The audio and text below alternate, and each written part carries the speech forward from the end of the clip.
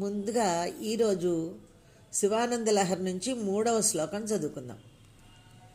త్రయీవేద్యం హృద్యం త్రిపురహరమాజ్యం త్రినయనం జటాభారోదారం చలదురగహారం మృగధరం మహాదేవం దేవం మయి సదయ భావం పశుపతిం చిదాలంబం సాంబం శివమతి విడంబం హృతి భజే. శివా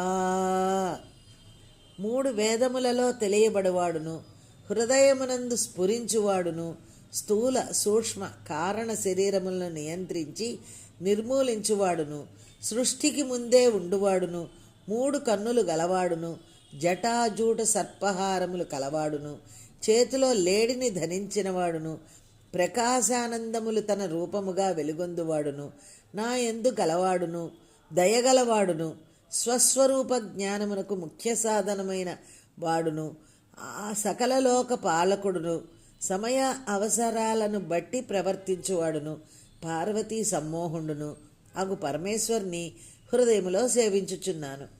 వేదములచే తెలియబడవాడు, మనోహరుడు, త్రిపురాసుర సంహారి, ఆదిపురుషుడు, 3 కన్నులు గలవాడు, గొప్ప జటాజుటము గలవాడు, కదలచున్న పాము హారముగా ధరించినవాడు, మహాదేవుడు నాపై దయగలవాడు, పశుపతి జ్ఞానమునకును ఆలంబమైన వాడు, జగదంబతో కలిసినవాడు, అనుకరించుటకు శక్యము కానివాడు అగు దేవుడైన శివుని హృదయములో సేవించుచున్నాను.